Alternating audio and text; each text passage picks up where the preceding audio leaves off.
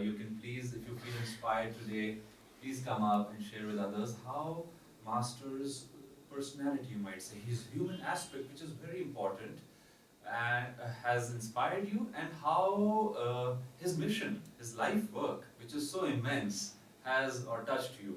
So let me start by sharing two things. One, I'll start with his mission, his work, because in the last few months, about I would say 6 to 8 months, I was reading Conversations with Yogananda. It is one of my favorite books. And there, Kriyanandaji repeatedly makes a point that Master never failed to let people know the actual purpose of his life. He said Babaji had, or already told Sri Yukteswarji that a devotee will come, I will send you a disciple who will unite east to west, bring about harmony in the material plane, in the spiritual planes.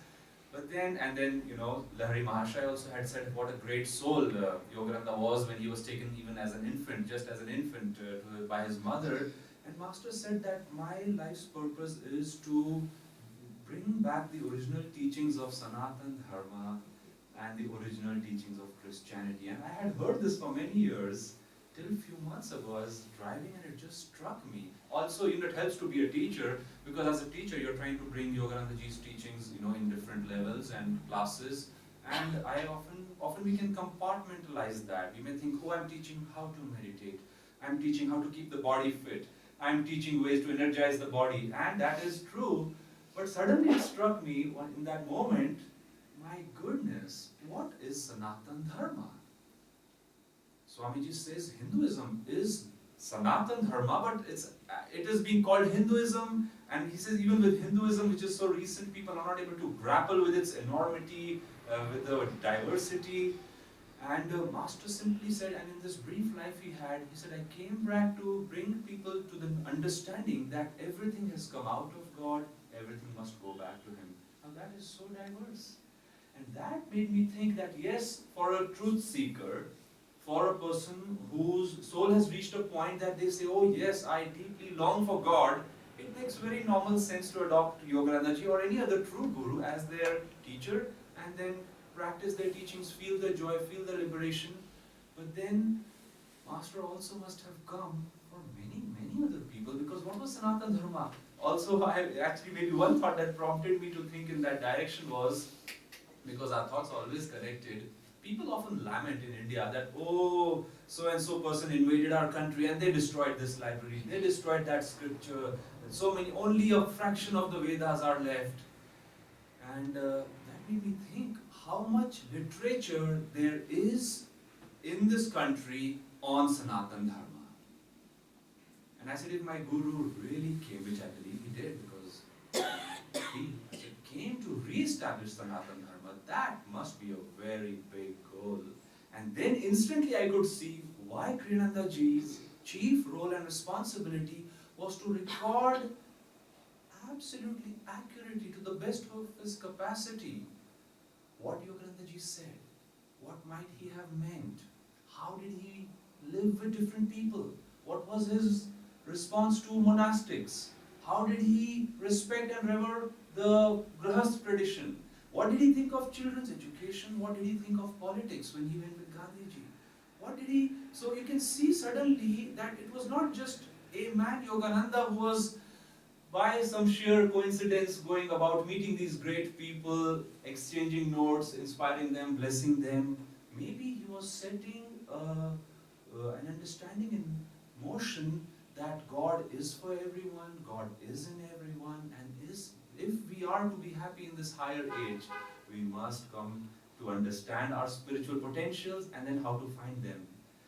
Another thing Master said was that he came to write the origin, because he had to bring these two religions and their understanding. He said, I came to interpret the scriptures, the Bhagavad Gita and the Bible. Now they have been many times interpreted, but he came at this time to again show to us how it can hold relevance, how we can interpret them, how we can derive benefit from them. But if we keep Yoganandaji just so high that, oh, I will buy those two books. Master actually said those through his Bhagavad Gita. He said millions of people will find God. And if we say, okay, that's the only book I will read, we may miss on some very key points that he mentioned in his teachings for the beginner person who entered, Master said, the gates of the ashram. And I want to talk of 3 of those things because they sum up Christianity, they sum up the eternal religion. Master said that we are beings of energy. He said, if we think of ourselves as being of body, our behavior, our attitudes, our attachment, our happiness, he says it's totally different. Our fears, the body is going to perish, the body is changing. I remember, years ago when I used to see some television at home, one of the popular ads was graying hair. That, somebody has a grey hair and he buys this dye and they're covering it. And as a child, I just never related to that. My dad and mom they were also young, they didn't have grey hair. But now I come back and as a doctor, when I see things pass and move very fast, I say, my goodness, people think that they are the grey hair. And look at maybe there's also a fear, not just complex. They have a fear. Oh, more and more grey hair are coming. I wonder where I'm going. I wonder what's happening. And there's a good starting point, but then religion provides such a beautiful alternate. Master says death is like sleep, you go into death, you come out. So energy, Master says we are beings of energy. He says our feelings are energy. Matter has been proven by scientists to be energy. And he says because man, we think about 50 to 60,000 thoughts. Most of them fortunately are subconscious. In one day, doctors are projecting that number. And Master says we are so diverse that unless we bring it to a focus, unless we come to an understanding what we'd like to do with ourselves, he says we will be scattered. And so he said we are beings of energy. Then he said that energy can be felt in everything that we do. Using our willpower, he says we can raise that energy using concentration. These are the 3 things I wanted to mention. Energy, concentration, he says we can develop the right magnetism. The magnetism to understand life. Magnetism to accept life, the magnetism to draw devotion, the magnetism to succeed in whatever we are doing. We are otherwise, if we don't have concentration, if we don't have clarity, we may go through life confused, we may change our decisions all the time, and we may cause trouble to ourselves, we may cause trouble to other people. So on the other hand, I have seen how these teachings, sometimes 3 minutes of meditation, I have taught somebody 25 seconds of meditation. I had no idea they would like it or not like it. So, I just introduced and then I said, now, Om, Om, Om. The lady was 52 years old at that time, my mom. She said, this was the most peaceful experience I've had in my life. And now she meditates 20 minutes a day. It made me realize 2 minutes, 3 minutes, how impactful they are. Yes, for a devotee, the quest master says, he says, keep going forward. But he also came for those things. He came for essentially Sanatana Dharma, the Vedas, the Puranas, the Upanishads, the Bhagavad Gita addresses every aspect of life. And I think as devotees, I have found my own growth has come in trying to understand other people's reality. Otherwise, I do not relate to their reality. I could say, it's his problem. Like Swami says, you're walking on the road and somebody has fallen in the ditch. And comes a philosopher, he says, poor guy, bad karma. It must be his karma to fall in that ditch. And you go ahead thinking you did the right thing. And Swami says, you did the wrong thing. First of all, he says, you lost an opportunity to make good karma by not helping that person. And secondly, he says, you earned bad karma because God put him in front of you. Nobody else was there. He was crying for help. And so, not exactly a ditch, but we see people going through life. We may not have sometimes the energy to smile at them. Why? Because we are preoccupied. We may not have the time, we say, to ask how the people are doing. Why? Because we are preoccupied. If Yogananda ji would have even one day told somebody, I don't feel like going for satsang today. I think I'll just stay home and watch some television. Think about it. He came. Swami says there was an urgency about his life. And when I read that, my first interpretation was restlessness. But he says, all great masters have extreme urgency because they know their time is limited and what they are going to share is unlimited.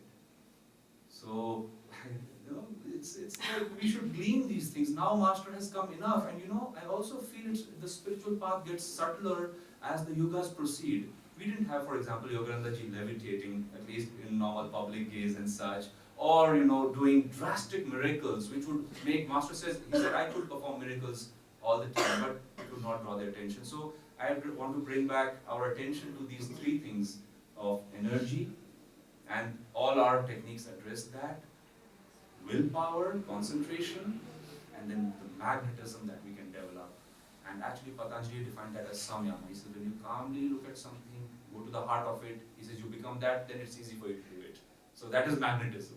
So Master brought a very great teaching for everybody, and we can take it in our own lives. Briefly, I'll speak about the aspect of his personality which touches me very much, is his kindness and compassion. That again, through the different stories Yogananda ji has shared, and I very much thank Swamiji because none of us met Master in body, that he painted such a beautiful picture that we can relate. We can relate to Master being with a drunken person who was boasting about their friendship and putting a hand around Master in a blaring public gaze, and came a monk and he just thought, let me set this man right. And Master just looked at him and with a gentle gesture said, don't. That it was that moment it was the moment for that man, it was the moment for Master, and Master had compassion. I also sometimes think when he must be going through the world, wherever he was going, because his consciousness was so great, what kind of human feelings he must be going through, the heart's feelings, let's say. Here he is seeing all people going about their lives, many happy, some sad, and he knows that this is not the goal of life. And of course he had the highest answer in his own experience for it. But then, like Master, a lady came to him and she said, Sir, I have come to the ashram, my son has come, please transform him. And Yogananda ji said, I'll try.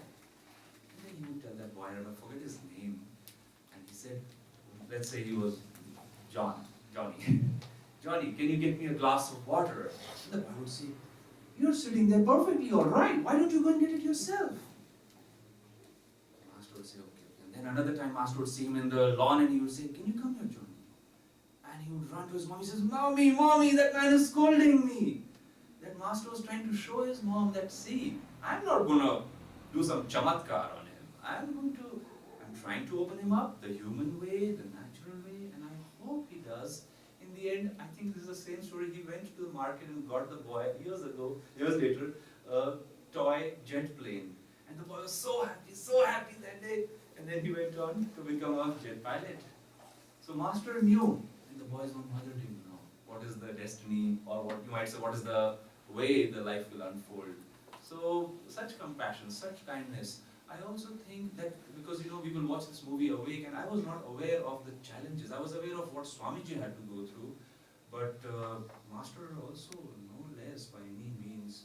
And we will watch this movie on Saturday evening, and again made me think, what quality might he have possessed to go through all of that, unaffected, actually not just unaffected, but to continually churn more and more compassion. And the one quality that came to my mind was joy. He must be in such, joy himself that he would just see everybody as, I think, children. And we are his children. Everybody in this planet was his child. So even other saints he went to, they were his children. I sometimes feel that he was visiting many of these people because there was a connection from a past life. And even when he was a little boy, they would call him Great Master, Choto Mahashaya, Baba, Dada. I mean, he was a very great figure in their eyes. So how did Master see if somebody persecutes us? We should see that with compassion. We should see that we must possess joy first of all. If we are lacking in joy, we are going to get affected. We will react. We will start fighting with them. But if we have joy, we will not be affected. We will share love, because Swami said, love is joy, bliss in motion. So we can do that. We can act as channels for that, and then the world can become more peaceful. Our relationships can become peaceful. Our sangha can become very joyful, and that magnetism will inspire people to unfold the natural devotion of the heart, which ultimately God asks for, because human love should be on some level mastered before we open our hearts to God. So I thank Master for expressing those qualities, and it is my own personal endeavor to deepen them in my discipleship. I'd like to request Gaurav to come. Gaurav, come. Gaurav is here. A couple of I could go long. Namaste everybody. So I wanted to talk a little about the Guru today. And when Aditya was talking, he said, all the scriptures say that it is the greatest blessing in all the three worlds to find a true Guru. And I was just thinking briefly, what does that mean? Why is it so? There is a talk of Yogananda ji, a recorded talk, and he's talking about the devotee's search for God. And he says at one point, if you say, when will I have God? When will I find God? You are not a devotee. And I heard that first time. And I was disappointed, and I was ashamed, and I was embarrassed, and I was thinking, I've been thinking about my personal salvation all this while, and here he's saying this, what does it mean? But then my mind was thinking, but I don't have God, so why is he saying that? And about 6 to 8 months ago, one day, the answer just came, and it was very sweet. I was thinking that Yogananda ji, often to his disciples, he said a few things, and one of them was, he said, I killed Yogananda long ago. He said, no one dwells in this temple now but God. And then another time he said, God is the Guru. And one other time he said, the Guru is the spoken voice of silent God. And what I got from that was that God is the Guru and the Guru is God. And there is no separation. And then that statement, when will I have God? When will I have God? And he said, say, I have him. I have him. And that I understood. Because I understood I have the Guru. And the Guru is God. And because Master always spoke of God as find God, love God, we think God is separate and the Guru is separate. And somehow we have to get to God. But suddenly that confusion went away and I thought, but he is God. This is God, and he is that consciousness, as Aditya was saying, that vibrationless consciousness. You read his poem Samadhi and it just opens up your mind. He says, I, the cosmic sea, and he talks of galaxies and floating universes and thoughts of all men, past, present, and to come. And you get that cosmic picture, and then you see this human body, and you get confused. But that is God in that form. And when I understood that, all the confusion went. And he said, used to say, love God. And in the beginning I would think, but I don't know what God is. And the mind would say, how do I love? What do I love? And then I thought, what compassion God has, who just comes in a form and says, these people can't see me, they won't know what to love. Like we can't put a finger on time. You can't say, there goes time. Likewise, you can't say, there goes God, because you can't see him. So God comes in a form and says, okay, let me show them. And so it's very beautiful when I was thinking about this, that the Guru says, come, I'll take you to God, but what he's really doing is saying, because he's one with God, he's saying, come, I'll take you to myself, my higher self. And, I just find that very inspiring and just wanted to share that.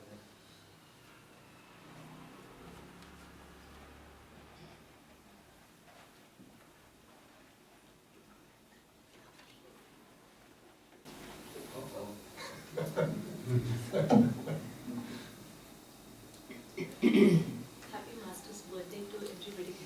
It's really a joy to be here and speak to all of you. Firstly, I read book Divine Romance when my mother died, and I was thinking like she is the most happy person to reach to die. I also want to die. And when I read that book about how to find the people who die, I thought in order to die naturally and good, in order to have a good death, you should first learn how to live a good life. And then I started to accept except that I need to live, not die. And then I started to live, and I started to listen, since I'm a physics student, the book also inspired me to magnetism. And material which a magnetic material has a residual magnetism in it. Residual magnetism is a property which the material has its tiny parts aligned to it, so that the magnetic lines of force flows through it from one pole to another inside it, and then the lines are projecting out. So the magnetic, also there is a word in Marathi we call "जो आवडतो सर्वांना तो आवडे देवाला." So in order to have more magnetism, I should have more alignment of the tiny material inside me in order to flow more flux, more magnetic lines, and we should attune to the frequency also, and all those things started to churn up my mind, and my restlessness then started more towards what is God and how to find it. And then I have a small picture from AY which I used to keep in front and just meditate on it for 2 to 5 minutes in the beginning. And it helped a lot, step by step the answer came. I came to Ananda, I joined, I saw so many acharyas, Jayaji and Sadhanaji in Vansha, Jain. They all taught me magnetism, and in order to convert the energy, the material should be more magnetic. So I want to be more magnetic from that time. Master really inspired me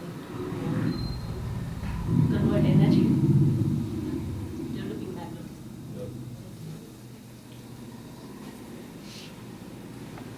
Please.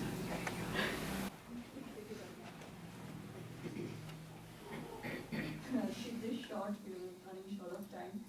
And I want to highlight one aspect that touched me most when I first picked up the autobiography. I was at that point of time grappling with, a lot of questions about sectarianism in religion. I was brought up a Christian, and within Christianity itself, we have so many denominations claiming to be the best and the most effective paths to God, and the Hinduism, and the central message of all of them was the same. And I wondered, but why is it that people, fight, and why there's so much of strife and riots? And then I picked up this book, and I came across the term self-realization. It was such a moment of liberation, in my understanding. And I felt at that point of time, I'm not a Christian, and I didn't want to define myself in terms of any particular denomination. And I felt the goal of self-realization was such a beautiful one, it was such a beautiful way to describe our search for our higher self. And from that point of time, even today when people ask me, are you a Christian? Master's teachings inspire me to say, I belong to the Church of Self-Realization. And another aspect that I want to bring out about Master's mission is it touches on universality again, is the breaking of the divides, the classical and the tradition.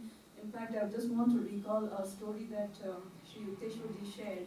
One of his disciples once asked him why Yogananda was sent to the West. We all know that Yogananda was destined to go to the West. Babaji had told Sri Yukteswarji long back that I will send you a disciple whom you would be training for the West. But he also mentioned one more thing, that Yoganandaji's nature is one that is most receptive to the needs of the West.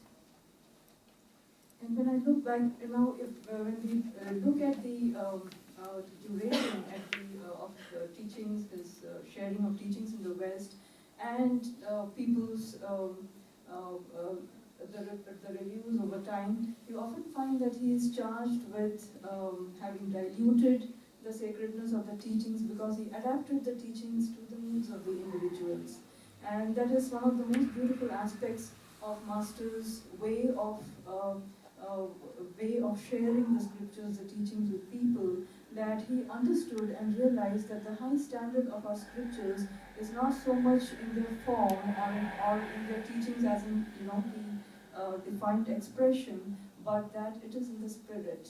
And that spirit, that scripture is impressed upon every soul, that it is already inherent in man, that divinity is already inherent in man, and that his mission was to just reveal, unveil that inherent divinity.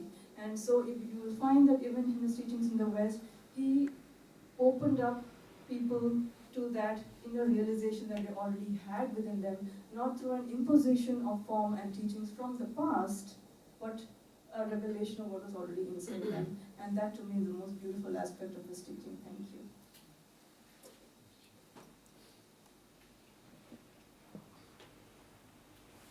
Evening, everybody.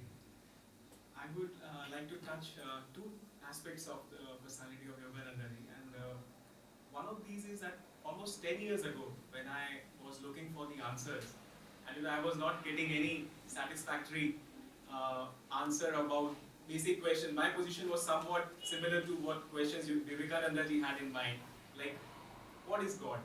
This was a basic question, and so I went to so many places and different people and whatever was coming to my way, but somehow everything was less than satisfactory. People were going just round and round, but nobody was able to say that, yes, I have seen God. It was only when I came to Yogananda ji, and he could say with so much of clarity and so much of, strength that I, the Paramhansa Yogananda, I can show you the path to God realization. I mean, absolutely crystal clear, no ambiguity. You follow me, and I'll take you to God. I mean, this is something which I feel in today's age it was not there. I mean, there is the confusion as we see. It's an age of confusion, although we are in a Dwapara age. But the confusion was there in spiritual minds also. But only in Yogananda's mind I could see the clarity that yes. And not only that, I mean, he talks of finding the path to God. He could give us a mathematical equation. I mean, I could hear that Pragna was saying that I'm a student of physics, and so am I. I have been a student of science all throughout my life. But no, I couldn't see anybody who can say that yes, this is an equation. And he gave us an equation. Kriya Yoga plus devotion is equal to God realization. I mean, such mathematical. I mean, he can just put it like 1 plus 1 equal to 2. And then, not only that, I mean, he's saying, forget about the bullock cart approaches. This is an airplane route to God. Follow me. I mean, just forget. And above all, one very simple aspect I would touch, that he has given us a toolbox. I was in Gurgaon and Dhanaji used to tell us that Yogananda ji has given us a big toolbox.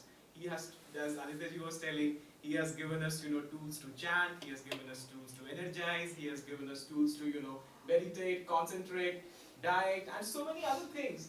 And then, one thing which touches me, which Yogananda ji say, that if you can do just 1/100th of what I am telling you to do, you will be able to find God. So just see, I mean, the beauty and the simplicity and the clarity of this great saint, who is telling us that who says finding God is difficult? It's not difficult, it is easy. It is just that we are not adventurous enough. That is what, Yogananda ji is telling each one of us. And I think on this day, we can, just go back to our homes and just think about it, think over it. Like a great saint has come and he has taken birth on this day. He has come for whom? I mean, he won his freedom millions of incarnations ago. He had no reason to come here. He has come here for all of us. He has, because that is his compassion, that is his love. Because he wants to take all of us home to the great God. And if we can follow him, and if we are still, turning back towards him, what a pity. Because this is like a wasted opportunity. But if we can, listen to him, and if we can just do 1/100th, of what he's telling us to do, I think we can all reach God, even in this lifetime. Thank you. Anybody else?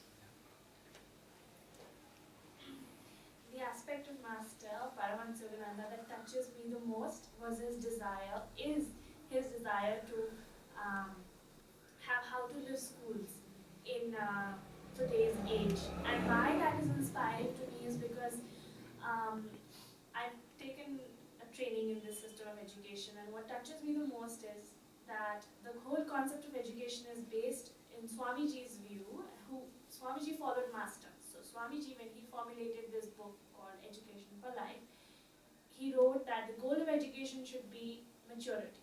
And when we think of maturity, we think growing up, starting to work, being responsible, having responsibilities for a lot of things. But then Swamiji says that education for life, the goal is to bring maturity, and maturity is the ability to relate sensitively to realities other than one's own. So you can see Paramhansa Yogananda, Swami Kriyananda, their goals were to bring this maturity into the students that they envision. And how to, and what influences me the most is that the statement of maturity shows the way to the students to live successfully in this world through dharma. So it's very similar to material success through yoga principles, because it says share, it says love others, it says cooperate with others, work willingly, work in collaboration, and then come out with the results. And all that takes one towards success, the true kind of success. And one more thing I was going to say, yes, the ability to navigate between the four tools of maturity, between using your body, using your willpower, your intellect, and your feelings. These are the four tools Master stressed upon, that if you want to achieve a happy life, you must be able to navigate between these four and apply yourself in these four ways. So, thank you. I just wanted to share. Anyone else?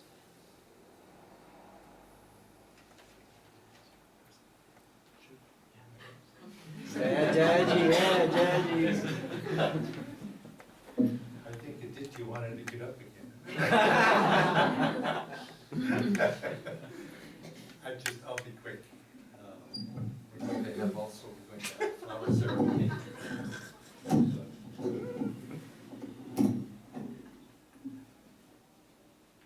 So I'll conclude with sharing. You remember the story that Swami Kriyananda tells about when he first went to the ashram. He was very new to all of these teachings, and he felt in that first year he was seeing himself change tremendously, and he had this sense of advancement, and within himself was thinking, how much I've been changing. And then he heard secondhand that a group of disciples had gathered around Master in Mount Washington there, and Master had referenced Swami Kriyananda, whose name was, he was called Walter. And Master said, look how much I've changed, Walter. And of course, Swami Kriyananda had been thinking that he had been making these changes in his life, but what was happening, Master was saying, look how much I've changed him. And that really is the way that the Guru works. There is a story that actually Sagar told me about, of another saint, and a disciple went to that, was speaking about his guru, this other saint, and the disciple said the quality of this saint was that he loved everybody. But this was natural, because what else would you expect from a saint? A saint, naturally, the quality of a saint is to love everybody. He said, but what was remarkable about this saint was that when I was in his presence, I loved everybody. You see, and I think this is the mark of a great soul. And this certainly was the mark of Paramhansa Yogananda, that merely being in his presence, that we began to take on through his magnetism. The disciples began to take on that quality of the Guru and became like him. As it says in the Bible, to all those who received him gave he the power to become the sons of God. And that magnetism was felt by Swami Kriyananda, by the disciples in his time when they lived with Master in the body. But yet, I think all of us have felt that magnetism as well, because his vibrations have passed on through his books, through his writings, through those who the tradition is passed down through. We continue to feel that magnetism, and we continue to feel in our lives, but also we see it in the lives of thousands and thousands of other people whose lives cross the path of Paramhansa Yogananda in in that process, they too, to use the image of that other saint, they too begin to love everybody. And so this is the blessing of a great one, a great soul who has the power to help other people. And it also points us in the direction of what we must do as disciples. Is the master in his presence, we too love. But being in the presence is our responsibility. We have to put ourselves in that presence. We have to open ourselves. We have to attune ourselves to the blessings of the Master. And so we do that. We come here tonight, and I think this is one reason we come here. It helps focus our attunement, and we focus our devotion, and we focus our love to be in tune with the Master. But let's not reserve that for one day out of the year or 2 days out of the year. Remember, this is every day. Let's celebrate Master's birthday by giving him true honor, not by saying how great he is, but as Swami Kriyananda used to say, the great ones come not to show us how great they were, but to show us how great we can become and be. And so let's hold the Master in that spirit throughout this coming 2000.